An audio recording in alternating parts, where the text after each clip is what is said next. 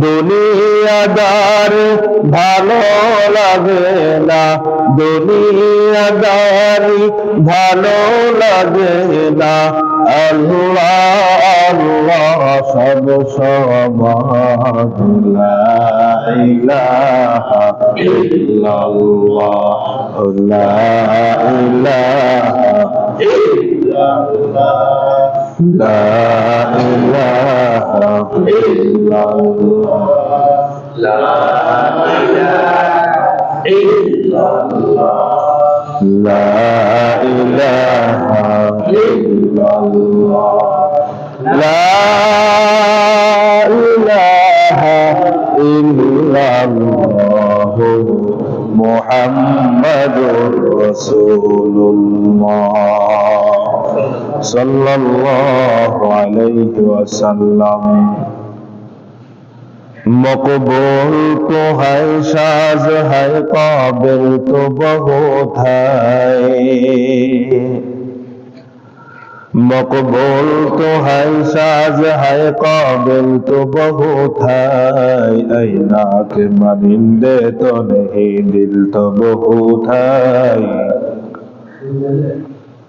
ऐना के मनिंदे तो नहीं दिल तो बहुत है। एक चश्मे ज़दन गाफिल शाह नबाशी,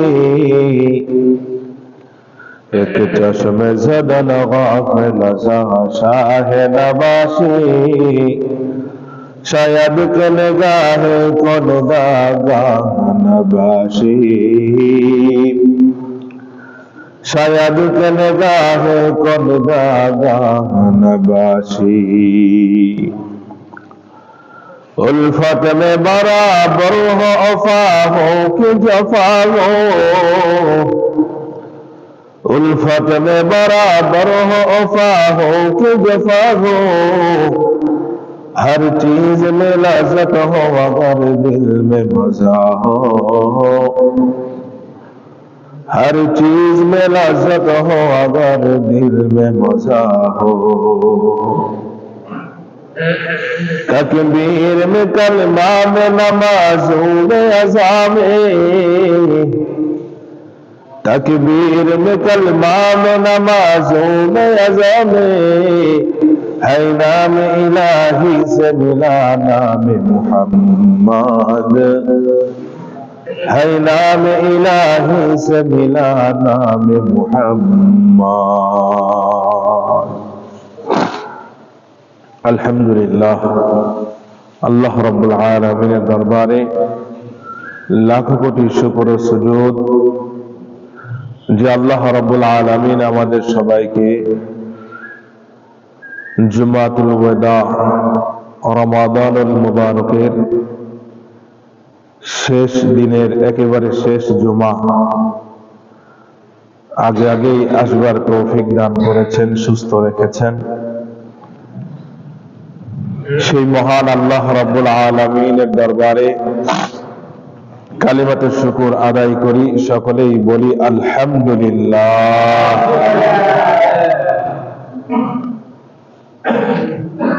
আমি আপনি যদি আল্লাহ রাব্বুল আলামিনের নিয়ামতের শুকরিয়া বেশি বেশি আদায় করি, তো আল্লাহ রাব্বুল আলামিন তার নিয়ামতকে আরো বাড়িয়ে দিবেন। সুবহানাল্লাহ। আল্লাহ তাআলা বলেন, লাইন শাকারতুম লাযীদান্নাকুম ওয়া লাইন কাফারতুম ইন্না আযাবি লাশাদীদ। যদি তোমরা আমি আল্লাহর নিয়ামতের শুকরিয়া আদায় করো, লাযীদান্নাকুম, দুইটা তাকিদ আল্লাহ তাআলা ব্যবহার করে এই বাক্যটাকে বা শব্দটাকে শক্তিশালী করে বলতেছেন, অবশ্যই অবশ্যই আমি আল্লাহ আমার নিয়ামতকে বাড়িয়ে দিব। বলেন সুবহানাল্লাহ। ওয়ালাইন কাফারতুম, পক্ষান্তরে তোমরা যদি নাশুকরি করো, আমার নিয়ামতের নাফরমানি করো, ইন্না আযাবি লাশাদীদ, শোনো আমার শাস্তি বড়ই কঠোর। বলেন নাউযুবিল্লাহ। আল্লাহ তাআলা আমাদেরকে রমাদানুল মুবারক দান করেছিলেন, রহমত, মাগফিরাত, নাজাতের মাস আমাদেরকে দান করেছিলেন, শবে কদরের মাস দান করেছিলেন। 30টা রোজা, 30টা তারাবি, 30টা ইফতারি করার তৌফিক যে আল্লাহ রাব্বুল আলামিন দান করতেছেন, করবেন, করেছেন, এগুলো কি আল্লাহ তাআলার বড় নিয়ামত কি নিয়ামত না? কথা বলেন। এগুলো আল্লাহ তাআলার বড় নিয়ামত। আল্লাহ রাব্বুল আলামিন যাকে ভালোবাসেন বলে তাকেই এই সমস্ত নিয়ামত গুলো দান করেন। বলেন সুবহানাল্লাহ। পবিত্র কালামুল্লাহ শরীফ থেকে যে আয়াতে কারিমা শরীফ তেলাওয়াত করেছি, রাসূল করিম সাল্লাল্লাহু আলাইহি ওয়াসাল্লামের অসংখ্য হাদিস থেকে যে একটি হাদিস আপনাদের সামনে তেলাওয়াত করেছি, আয়াতকে সামনে রেখে, হাদিসকে সামনে রেখে এই আয়াত এবং হাদিসের উপরে কিছু কথা বলার চেষ্টা করব। মা তৌফিকি ইল্লা বিল্লাহ। দীর্ঘ একটা মাস আমরা সিয়াম সাধনা করেছি, রমাদান মাসের ইবাদত বন্দেগী করেছি, রোজা রেখেছি, সকাল থেকে সন্ধ্যা পর্যন্ত খানা পিনা, স্ত্রী সহবাস, এই দুই জিনিস থেকে বিরত থাকার নামই হলো রোজা। এই দুইটা জিনিস থেকে আমরা দীর্ঘ একটা মাস বিরত ছিলাম। আল্লাহ তাআলা আমাদেরকে যতটুকু সময় সুবহ সাদিক থেকে নিয়ে গুরুবে শামস, সূর্য অস্তমিত যাওয়া পর্যন্ত আল্লাহ তাআলার যে হুকুম ছিল এটা আমরা পালন করেছি। আজকেও আল্লাহ তাআলা সেই বিধানের মধ্যে এখনো পর্যন্ত আছি। এইটা একটা চিকিৎসা, এটা একটা কি বলেন, চিকিৎসা। আমরা যখন শারীরিকভাবে অসুস্থ হই, দেহের ট্রিটমেন্ট করানোর জন্য আমরা ডক্টরদের কাছে যাই কি যাই না? যদিও আমরা জানি এই দেহ একদিন নিথর হয়ে যাবে, এই দেহের অস্তিত্ব হারিয়ে যাবে, মাটির সাথে বিলীন হয়ে যাবে। এই 3.5 হাত বডি পোকামাকড়ের খাদ্য খোরাক হবে। এরপরেও আমরা এই বডিকে সুস্থ করার জন্য ব্যাকুল হয়ে পড়ি, ডাক্তারের শরণাপন্ন হই। বাড়িতে থেকে চিকিৎসা গ্রহণ সম্ভব না হলে হসপিটালে ভর্তি হই। যেভাবেই হোক সুস্থতা অর্জন করতে হবে। তো মানুষের ভিতরে যে রূহটা আছে, যেটার কারণে প্রকৃতপক্ষে আমাদেরকে জিন্দা মানুষ বলা হয়, এই রূহটা যদি আমার ভিতরে না থাকে তাহলে আমাকে কি জীবিত বলা হবে নাকি মৃত বলা হবে? মানুষের দেহের মৃত্যু হয়, খুব ভালো করে বুঝেন। এই শরীরের কি হয়? মৃত্যু হয়। মানুষের রূহ যে আল্লাহ তাআলা তৈরি করেছেন, এই রূহের মূলত মৃত্যু হয় না। আল্লাহ তাআলা সেই রূহের জগতে যখন রূহকে আল্লাহ তাআলা তৈরি করলেন, আমাদেরকে জিজ্ঞাসা করেছিলেন, আলাস্তু বিরব্বিকুম, আমি কি তোমাদের রব নই? আমরা সকলেই বলেছিলাম কলু বালা, হ্যাঁ হ্যাঁ আল্লাহ আপনিই তো আমাদের রব। সেটার পরীক্ষা দেওয়ার জন্য আল্লাহ তাআলা দুনিয়াতে পাঠাইলেন। দুনিয়াতে পাঠানোর সময় একটা প্রসেসিং এর মাধ্যমে আল্লাহ তাআলা দুনিয়াতে পাঠাইলেন। মায়ের জঠর হয়ে দুনিয়াতে আসতে হয়। আল্লাহ তাআলা মায়ের জঠরের মধ্যে রূহটা ট্রান্সফার করে দিলেন। সেখান থেকে এই রূহটা আবার আলমে দুনিয়ার জগতে আসলো। প্রথমে ছিল আলমে আরওয়াহ, রূহের জগৎ সমূহের মধ্যে ছিল। এরপরে মায়ের পেটের জগতের মধ্যে ছিলাম। এরপরে এখন আমরা দুনিয়ার জগতে আছি। আবার আমরা দুনিয়ার জগৎ থেকে কবরের জগতের বাসিন্দা হয়ে যাব।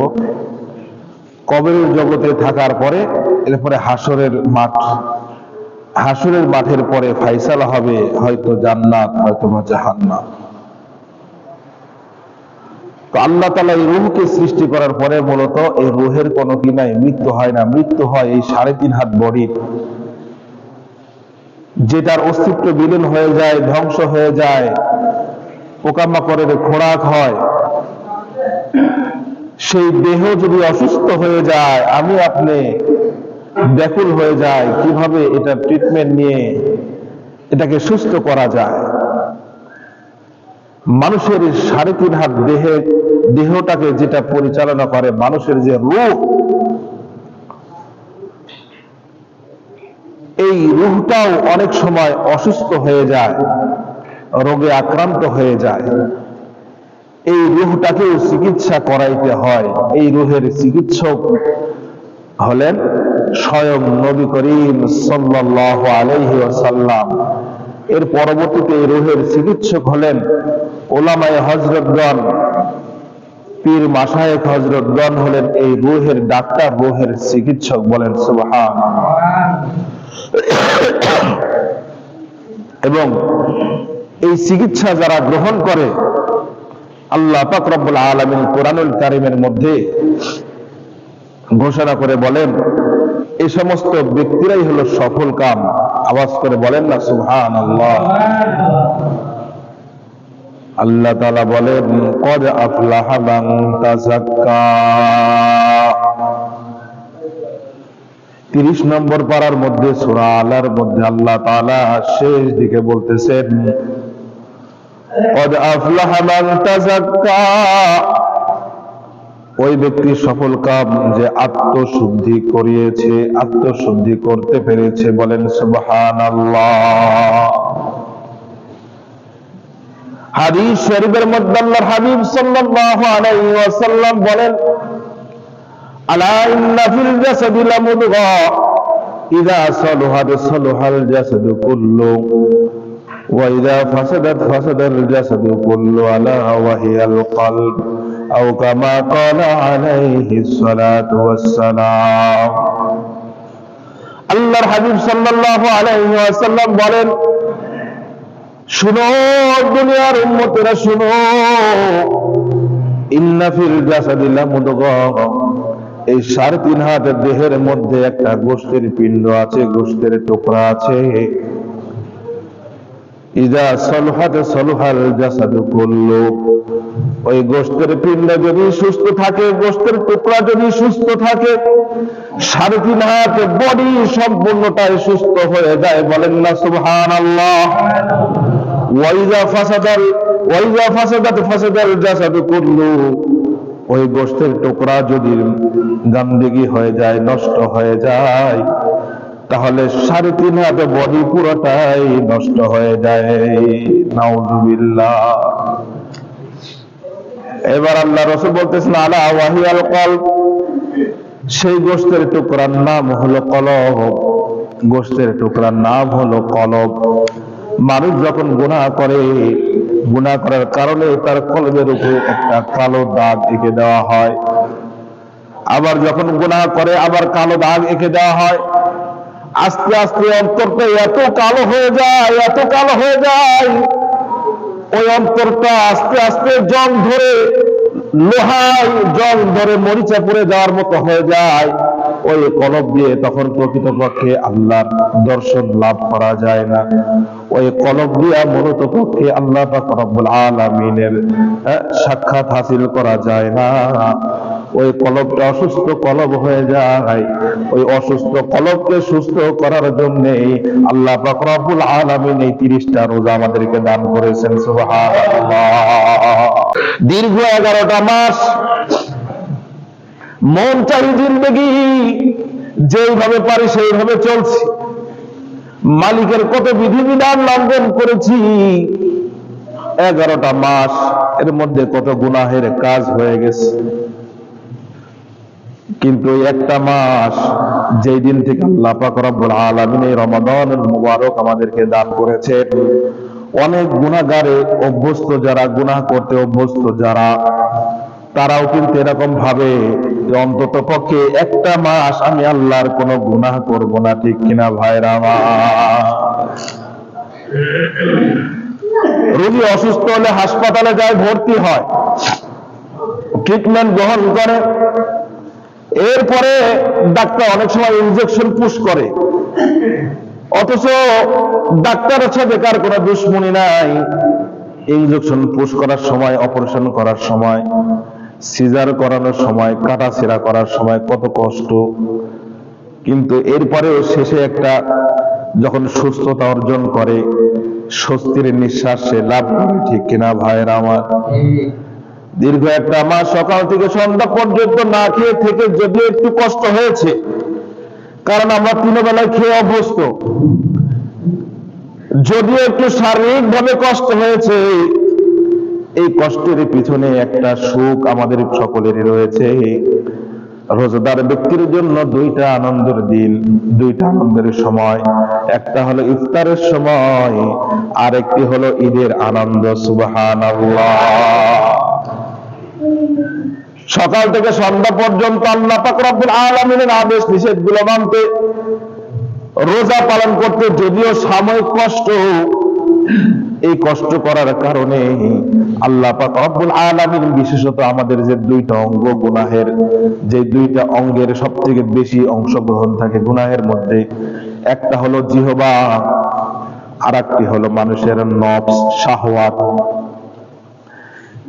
কোন ব্যক্তি যদি সকাল থেকে সন্ধ্যা পর্যন্ত না খেয়ে থাকে, তার মধ্যে ভিতরে যে নফসটা থাকে, সেই নফসটা শারীরিকভাবে সেই নফসটা দুর্বল হয়ে পড়ে, মনে চাইলেও শয়তানি করতে পারে না, মনে চায় কিন্তু তারপরেও শয়তানি করতে পারে না, শরীরের লোড নেয় না, পেটে তো পাওয়ার নেই। শরীর দুর্বল হয়ে থাকার কারণে মানুষের ভিতরের সেই শাহওয়াত, যেটা কাম প্রবৃত্তি বলা হয়, সেটাও আস্তে আস্তে দুর্বল হয়ে পড়ে। দুর্বল হয়ে যাওয়ার কারণে ওই ব্যক্তি অন্য অন্য নফসের উপরে ভিত্তি করে যে গুনাহগুলো সংগঠিত হয়, ওই গুনার থেকে ওই ব্যক্তি দূরে থাকে। বলেন সুবহানাল্লাহ। এরপরে রোজাদার চিন্তা করে, সকাল থেকে সন্ধ্যা পর্যন্ত তো আল্লাহ তাআলা হালাল খাওয়াই তো আমার জন্য নিষেধ করে দিয়েছিলেন একটা মাস, ঠিক কিনা বলেন? ভাত আল্লাহ তাআলা খাওয়া হালাল করছেন, মাছ গোশত খাওয়া হালাল করছেন, কিন্তু তারপরেও কি এটা রোজার মাসে দিনের বেলা খাওয়া হালাল না হারাম? আর আওয়াজ করে বলেন, একজন সুস্থ মানুষ যার উপর আল্লাহ তাআলা রোজা ফরজ করেছেন, ওই ব্যক্তির জন্য খাওয়া জায়েজ হবে নাকি? না। তার উপরে রোজা ফরজ, কিন্তু তারপরেও সে তার জিহ্বাকে কন্ট্রোল করেছে আল্লাহর জন্য। কার জন্য? আওয়াজ করে বলেন।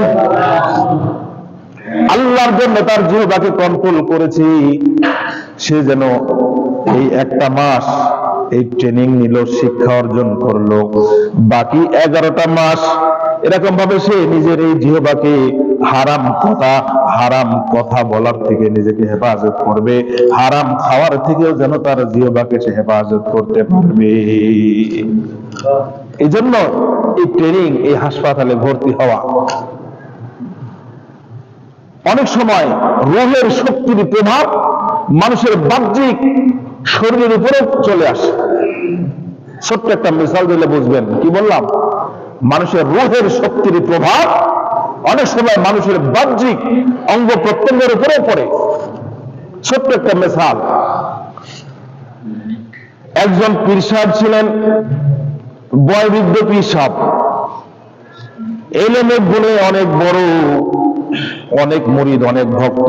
মুরিদেরা এত বেশি ছিল যে নিজে ঠিক মতো ইবাদত বন্দেগী করার সুযোগ পাইত না, সকলে বিরক্ত করত।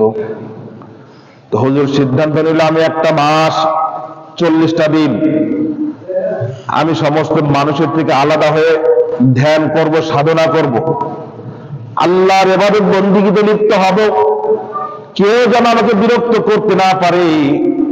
এই জন্য সে একটা গুহাকে বেছে নিল, ওই গুহাতে বসে সে ইবাদত বন্দেগী করবে। কিন্তু গুহার মুখটা ছিল খোলা, মুখটা বন্ধ করবে কি দিয়ে? সাথে যে মুহিদ্দিন ছিল তাদেরকে বলল, এই যে পাশে বিশাল বড় একটা পাথর দেখা যায়, পাথর দিয়ে আমার গুহার দরজাটা বন্ধ করে দাও।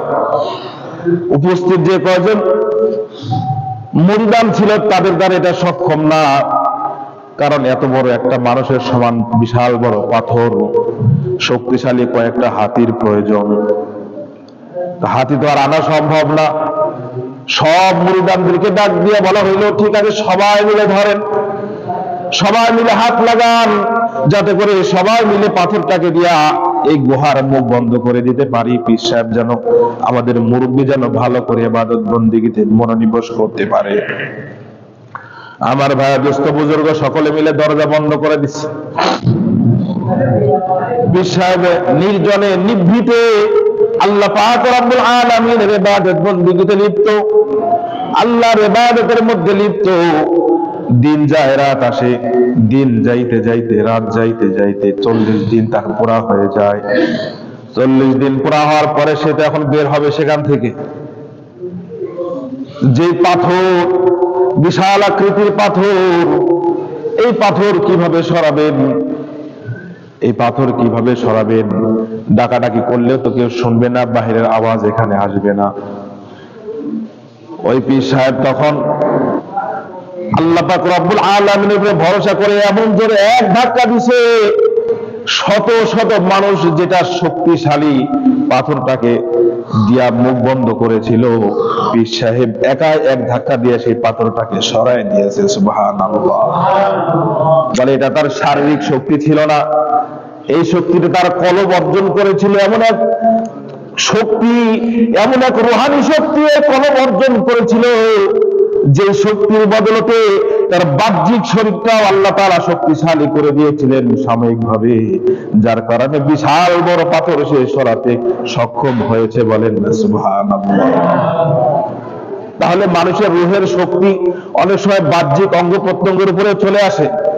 এই জন্য রূহকে শক্তিশালী করতে হবে, আর রূহকে শক্তিশালী করার সব থেকে উপযোগী মাধ্যম, উত্তম মাধ্যম হলো এই রমাদানুল মুবারকের রোজা।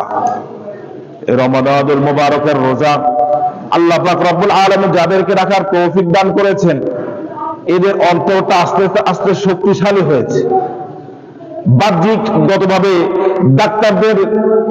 ডাক্তারদের জানার তথ্য অনুযায়ী একজন মানুষ যদি রোজা রাখে, তার শরীরটাও শক্তিশালী হয়, বাহ্যিকগত হবে।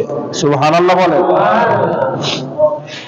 আপনারা দেখে থাকবেন, গাছ যেটা তাড়াতাড়ি বড় হয়, ওটা বাতাসে তাড়াতাড়ি কি হয়ে যায়? পড়ে যায়। যায় কি যায় না? যে গাছটা আস্তে আস্তে আস্তে আস্তে বড় হয়, ওটা কি হয়? শক্তিশালী হয়। শক্তিশালী হয়, ঝড়ে সহজে পড়ে যায় না। তো এই যে আমরা 11 মাস খাইতে খাইতে শরীরের অনেক এরকম ভাবে ফ্যাট জন্ম তৈরি হয়, যেগুলো মানুষের কোনো প্রয়োজন না, এগুলো ক্ষতিকারক। এই একটা মাস রোজা রাখার কারণে তার শরীর এরকম ভাবে সেই ফ্যাটিগুলা দূর হয়ে তার শরীরটা শক্তিশালী হয়, মজবুত হয়। ডাক্তারদের সায়েন্স অনুযায়ী, ডাক্তাররা বলেছেন এই কথা। এর জন্য রোজা রাখলে শারীরিক ভাবে একজন মানুষ কি হয়? উপকৃত হয়। কথা বুঝে আসছে নাকি ভাই? এই রোজা আল্লাহ তাআলা আমাদেরকে রাখার তৌফিক দান করেছেন। সবাইকে আল্লাহ তাআলা নিয়ামত দেয় নাই ভাই। আমার ভাই দোস্ত বুজুর্গ, আল্লাহ পাক রব্বুল আলামিন আমাদেরকে রমাদানুল মুবারক দান করেছিলেন যাতে করে আমরা তাকওয়া অর্জন করতে পারি, আল্লাহর ভয়, আল্লাহর ডর মনের মধ্যে অর্জন করতে পারি। কারণ এই তাকওয়া হলো আসল সম্পদ, আসল দৌলত। এই তাকওয়াই হলো আসল সম্পদ। কোন ব্যক্তি বংশীয়ভাবে অনেক ধনী, গায়ের রং সুন্দর, অর্থ সম্পদের মালিক, বড় বিল্ডিং এর মালিক, তারপরে ওই ব্যক্তির থেকে একজন জীর্ণ শীর্ণ ইমানদার, সে যদি অন্তরের মধ্যে তাকওয়া লালন করতে পারে, আল্লাহর ভয়, খোদাভীতি যদি অর্জন করতে পারে, আল্লাহ পাক রব্বুল আলামিন সব থেকে দামি মানুষ তাকে বানায় দেয়। বলেন সুবহানাল্লাহ। সব থেকে দামি মানুষ আল্লাহ তাআলা তাকে বানায় দেয়। আল্লাহ তাআলা বলেন ইয়া আইয়ুহান নাস ইন্না আকরামাকুম ইনদাল্লাহ ইয়া আইয়ুহান নাস ইন্না খালাকনাকুম মিন যাকারিন ওয়া উনসা। ও দুনিয়ার মানুষেরা শুনো, আমি তোমাদেরকে এক পুরুষ এক মহিলা থেকে সৃষ্টি করেছি। ওয়াজআলনাকুম শুউবান ওয়া ক্বাবাইলা, তোমাদেরকে বিভিন্ন গোত্রে গোত্রে গোষ্ঠীতে গোষ্ঠীতে বিভক্ত করেছি। সমাজের মধ্যে বিভিন্ন গোষ্ঠীর বিভিন্ন গোত্রের লোক আছে না নাই? বিভিন্ন শ্রেণীর বিভিন্ন পেশার মানুষ আছে না নাই? এটা কে করেছেন? আওয়াজ করে বলেন, কে করেছেন এটা? কেন করেছেন? আপনি অহংকার করবেন, বংশগরিমা দেখাবেন এই জন্য? টাকার গরম দেখাবেন এই জন্য? বলে না, লিতাআরাফু, যাতে করে তোমরা পরিচয় লাভ করতে পারো। এই জন্য আল্লাহ তাআলা বিভিন্ন গোত্রে গোষ্ঠীতে বিভক্ত করেছে তোমাদের। তবে শোনো, এই গোত্রে সম্মানিত গোত্রে হওয়ার কারণে, সম্মানিত গোষ্ঠীতে হওয়ার কারণে আমি আল্লাহর কাছে তোমাদের মান মর্যাদা বৃদ্ধি পাই না।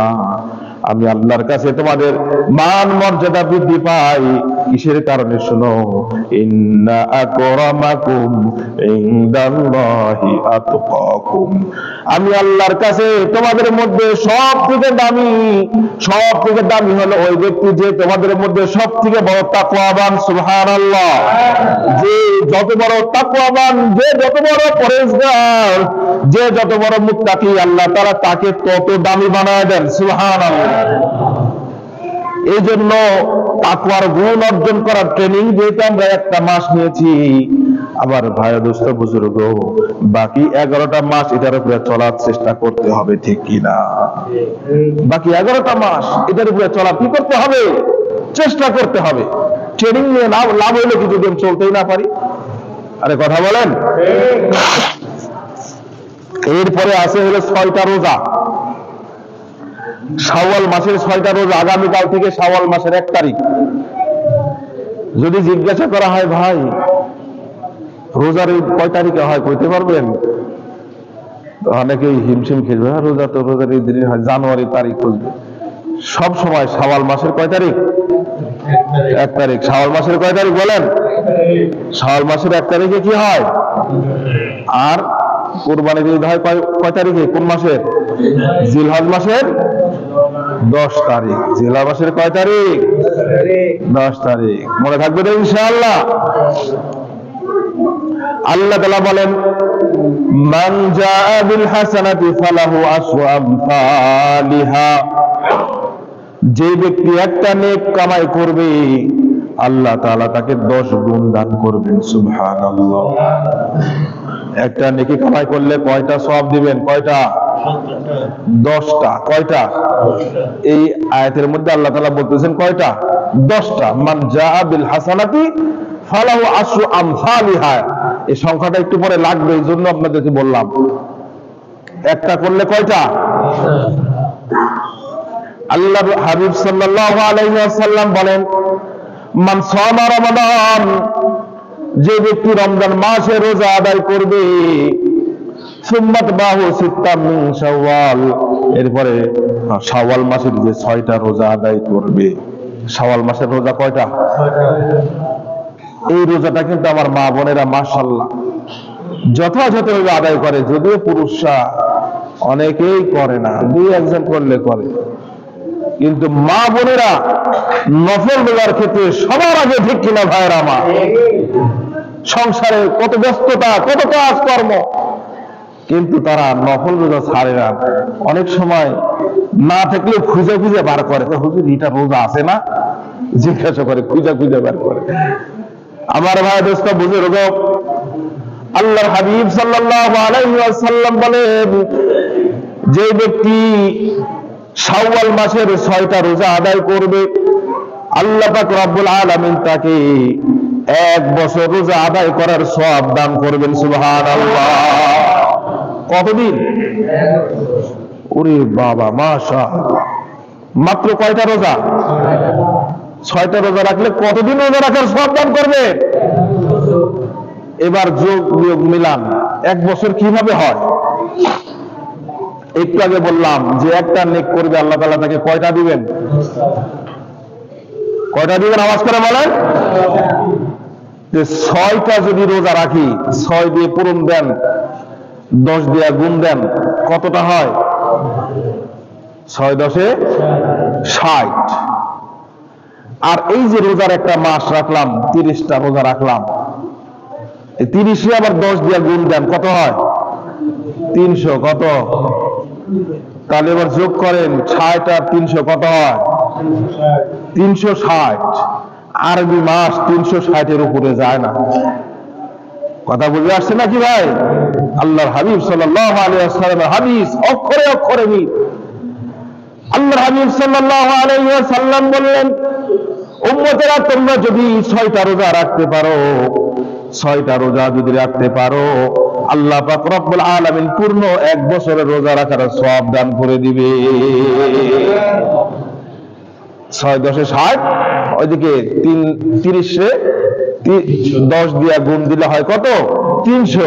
এই 360, আর আরবি মাস 360-এর উপরে যায় না। এই জন্য আল্লাহ রাসূল বললেন যে সে কেমন জানো? কানাকা সিয়ামিদ দাহরি কুল্লি, সে যেন পুরা 1 বছর রোজা আদায় করলো। বলেন সুবহানাল্লাহ। পুরা 1 বছর রোজা রাখা কারোর দ্বারা সম্ভব নাকি? কষ্ট হবে না? অনেক কষ্ট, কেউ যদি চেষ্টাও করে। আর মাত্র 6টা রোজা যদি কেউ রাখতে পারি আমরা, তাহলে কতদিন রোজা রাখার সওয়াব পাইবো আমরা? হ্যাঁ, 1 বছর। এই বিশাল বড় নেকির ভান্ডার আমরা কেউ হাতছাড়া হতে দিব নাকি? আল্লাহ তাআলা আমাদের সবাইকে তৌফিক দান করেন। তাহলে আমরা এই রমাদানুল মুবারকে এই দীর্ঘ এই একটা মাস এটা রূহের চিকিৎসার হাসপাতালে ভর্তি ছিলাম। এই চিকিৎসার মূল উদ্দেশ্য ছিল যেন বাকি 11টা মাস আমরা সেই তাকওয়ার গুণকে লালন করে ধারণ করে আমরা যেন চলতে পারি। প্রত্যেকটা কদমে কদমে, ধাপে ধাপে আল্লাহর ভয় যেন আমরা করি। আল্লাহর ডর ভয় যদি আমাদের অন্তরের মধ্যে বসে যায়, আমাদের দ্বারা কোনো অপকর্ম আর গুনাহের কাজ হবে না। বলেন সুবহানাল্লাহ। মারা যাবে তো ইনশাআল্লাহ। আর শাওয়াল মাসের 6টা রোজা আমরা রাখার চেষ্টা করব তো ভাই ইনশাআল্লাহ। আল্লাহ তাআলা আমাদের সবাইকে তৌফিক দান করুন।